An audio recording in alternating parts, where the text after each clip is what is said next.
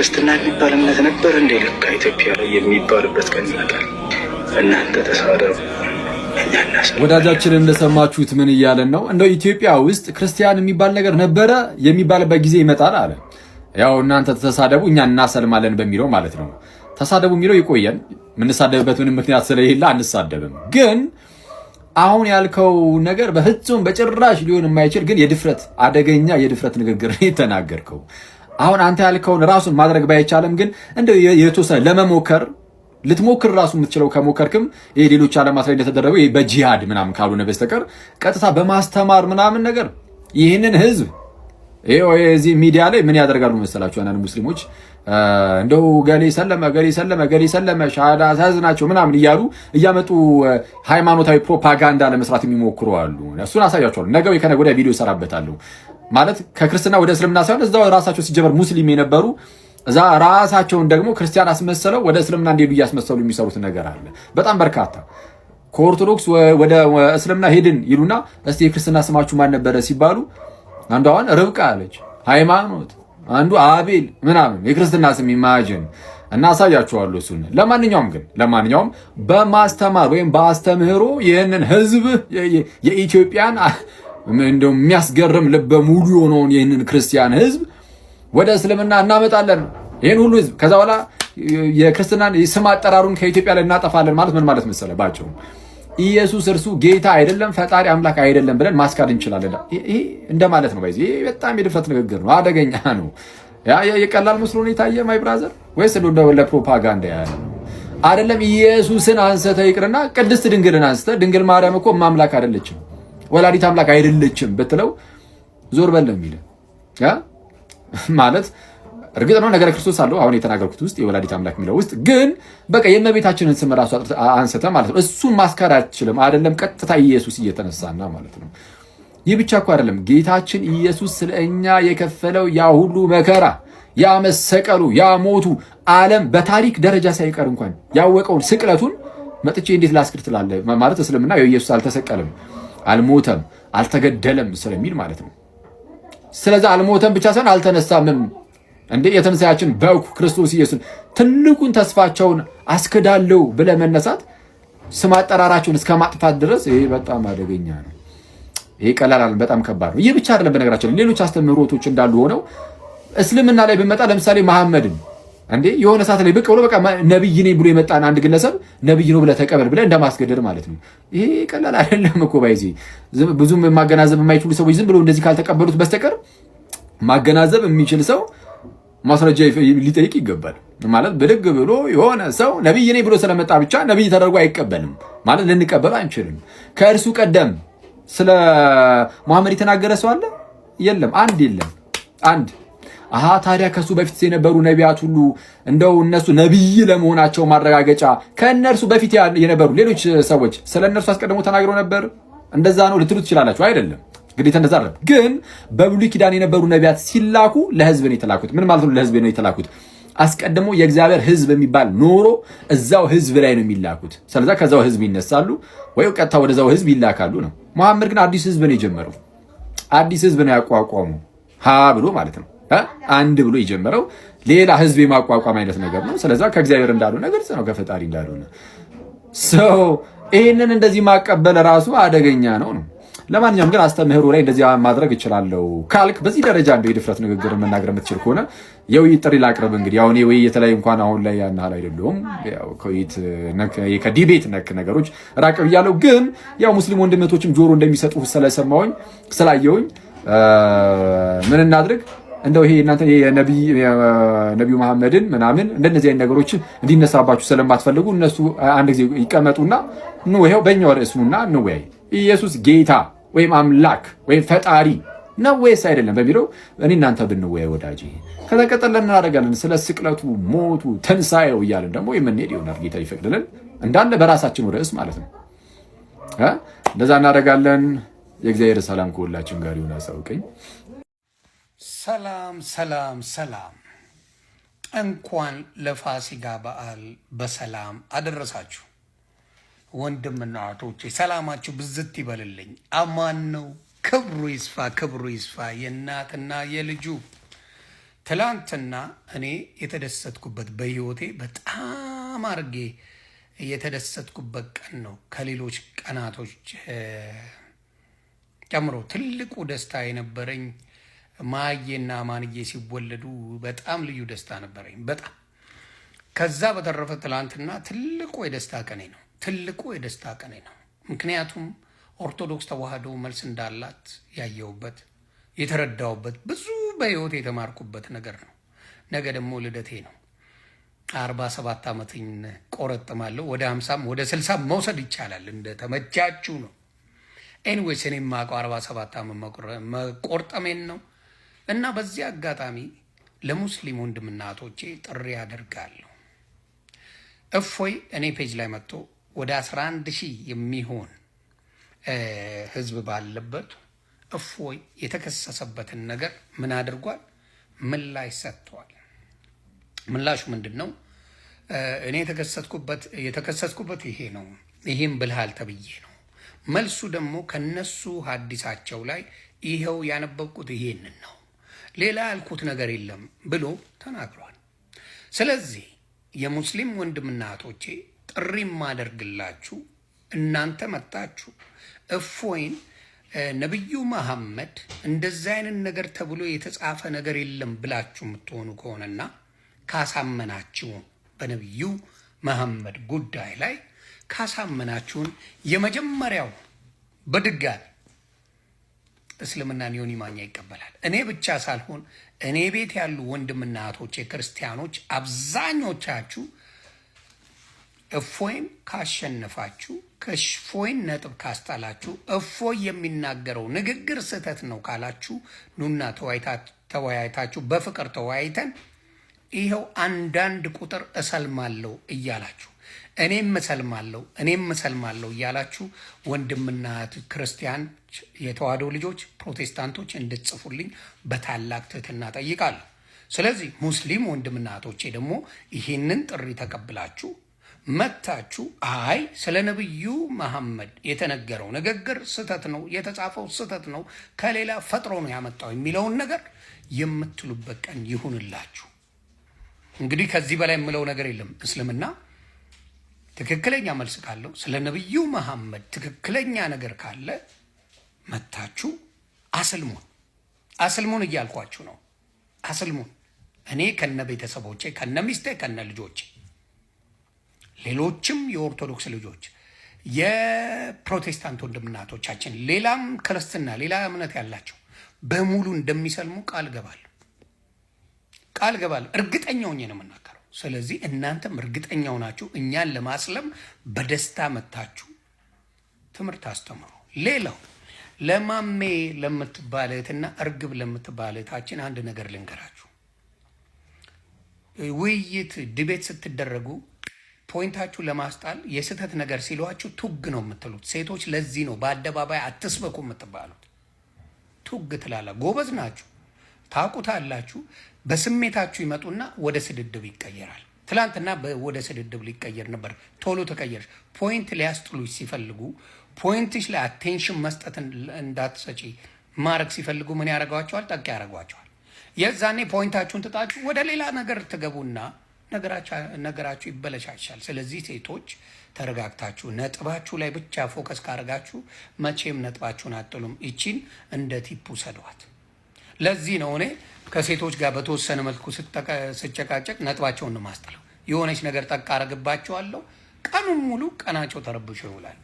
በምን ከነኩኝ ነው? ካልነኩኝ እኔ ጣጣ የለኝም። ለማንኛውም መልካም የፋሲካ በዓል። እኔ ለመስለም እኔ ብቻ ሳልሆን አብዛኛው ኦርቶዶክስና ፕሮቴስታንት ለመስለም ዝግጁ ነው። የነብዩ መሐመድ የመጣውን ጥያቄዎች የምትመልሱልን ከሆነ ያለ ማስረጃ በውሸት የሚወራ ከሆነ ኑና ኤኒ ዴይ መታችሁ እንድታስረዱ እንፈልጋለሁ። አህመድ ሮጠ መውጣት እስልምና ነጥብ አስጥልሃል። መውጣት አልነበረብህ። የፈለግከውን ሰው አምጣ ብለህ ነበረ። የፈለግከውን ሰው ኖ አልፈልግም ሌላ ብዬ እራሱን እፎይን ሳመጣልህ ጥለኸው ጠፋ። ስለዚህ አሁንም ሙስሊሞች አትበሳጩ። ስድብ አልነበረም ትላንትና፣ ውይይት ብቻ ነበር። እኔ በማስረጃ አምጡ እያልኩ ማስረጃ እየተነበበልኝ ነበር ሳዳምጥ የነበረው። ድፍን ድፍን 11,000 ሰው በማስረጃ ነበር ሲያነብ የነበረው። ስለዚህ ይሄን የምትከላከሉበት መንገድ እንግዲህ የእናንተ ፈጣሪ መፍትሄ ያምጣላችሁ። ይሄን ነው የምለው። ሰላማችሁ ይብዛ። አሁንም መስለም ስለምፈልግ ኑና እፎይንም እኔንም ማስልሙን እያልኳችሁ ነው። መልካም ቀን ይመቻችሁ። ያስተማረ ነቢይ አምጡ ከባይብል። ኡስታዝ ቀጥል። እፎይ እንኳን መጽሐፍ ቅዱስ ላይ ቁርአን ላይ ባሳየስ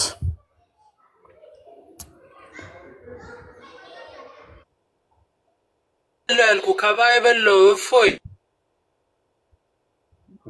አሳየን ከባይብል ላይ ወደ ቁርአን መሮጥ ለምን አስፈለገ? ቁርአን ላይ ሲጀመር እሺ ሚውት አድርግ።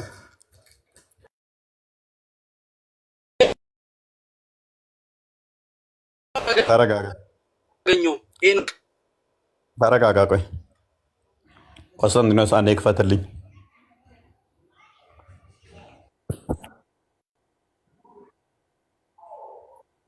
ቄሮ ቀሬ ማነው ስምህ? ስለ ስሜ ምን አገባ? አሁን የጠየቅኩህን መልስ። ባይብል ላይ አንድ ነቢይ ሙሴ ኢየሱስ አምላክ ብሎ ያስረውን ንገረኝ እኮ እያልኩ ኢየሱስ አምላክ ነው ጠርቶ ኢየሱስ አምላክ ነው።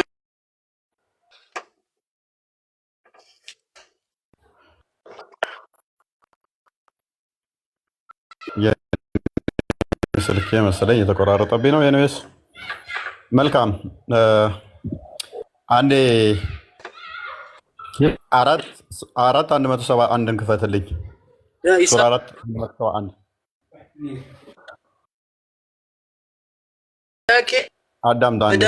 እኔ ያልኩህ ከባይብል ላይ ኢየሱስ አዳምጣ አንዴ አምላክ ነው ብሎ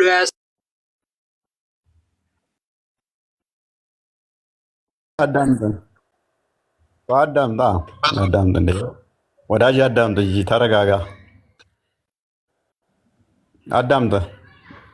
ስለዚህ ሚውት ያዝና እንደ አዳምጥ። ኦራይት እንደዚህ ይላል። እናንተ የመጽሐፉ ሰዎች ሆይ በሃይማኖታችሁ ወሰንን አትለፉ፣ በአላህም ላይ እውነትን እንጂ አትናገሩ። የመርየም ልጅ አልመሲህ ኢሳ የአላህ መልእክተኛ ወደ መርየም የጣላት ቃሉም ከእርሱ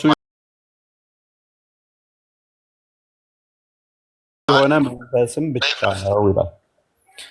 ስለዚህ ኢሳ ማን ነው ይላል? የአላህ ቃልና መንፈስ ነው ይላል። የአላህ ቃል ደግሞ ዘላለማዊ ነው ወይንስ ፍጡር ነው? የአላህ መንፈስ ደግሞ ምንድን ነው? አሁን ቄሬ ትመልስልኛል። የአላህ መንፈስ ፍጡር ነው?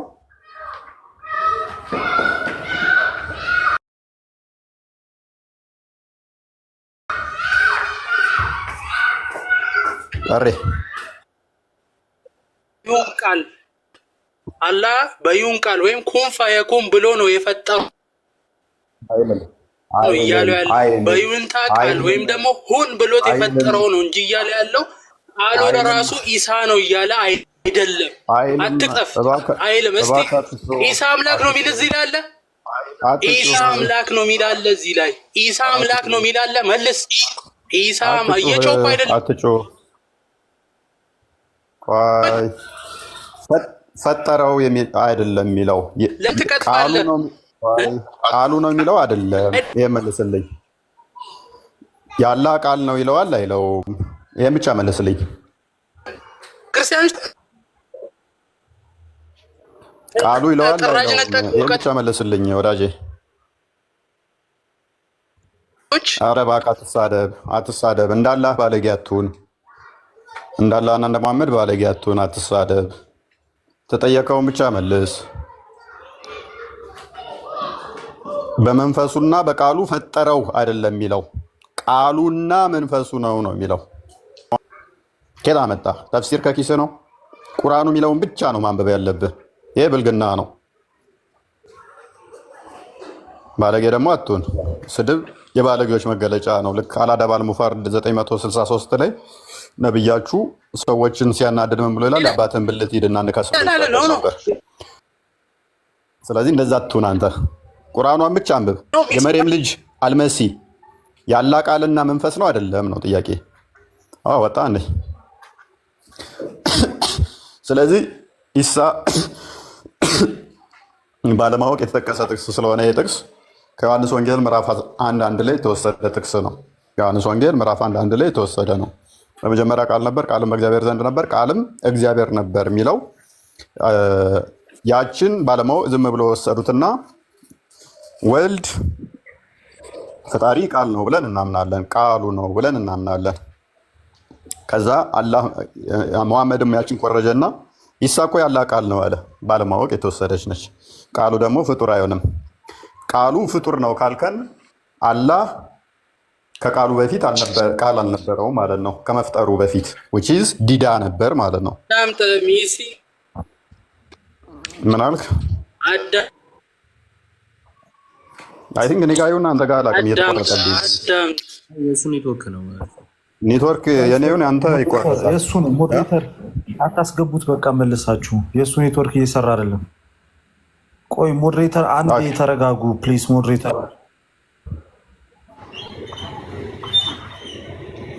ሞዴሬተር አንዴ ተረጋጉ። ቆይ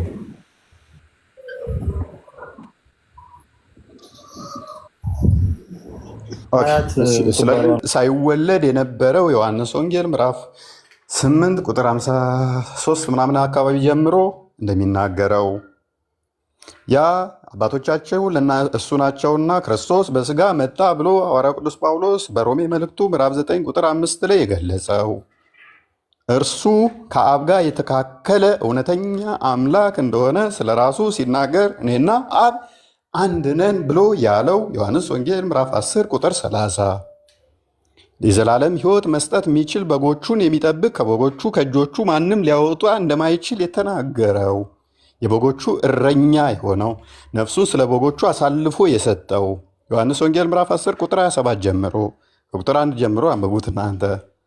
እርሱ እውነተኛ እረኛና እውነተኛ ጠባቂ፣ እውነተኛ መጋቢ፣ የዘላለም አባት የሆነው ኢሳይያስ ምዕራፍ 9 ቁጥር 6 ባልሳሳት የተነገረለት በስጋ እንደሚገለጥ እንደሚወለድ ያ ተወልዶ እኛን ቤዛ የሆነን ቤዛ እንደሚሆነን በስጋ እንደመጣ ማቴዎስ ወንጌል ምዕራፍ 20 ቁጥር 28 ማርቆስ ወንጌል ምዕራፍ 10 ቁጥር 45 ቤዛ ሊሆነን እንደመጣ የነገረን አምላክ ነው።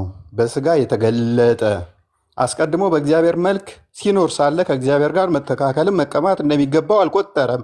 ነገር ግን የባሪያም መልክ ይዞ መጣ፣ በምስሉም እንደ ሰው ተገኝቶ ይኸውም ለመስቀል ሞት እንኳን የተገባ ሆነ ተብሎ የተነገረለት በፊልጵስዩስ ምዕራፍ 2 ቁጥር 6-8 አካባቢ እርሱ አስቀድሞ በእግዚአብሔር መልክ የሚኖረው በስጋ የተገለጠው የኔንና አንተን የባሪያ መልክ የያዘው ክርስቶስ አዎ አምላክ ነው። ሀያት ጥያቄሽን መጠየቅ ትችላለሽ። ሜይ ቢ ልደት ወይንም ሌሎቻችሁ መጨመር ትችላላችሁ።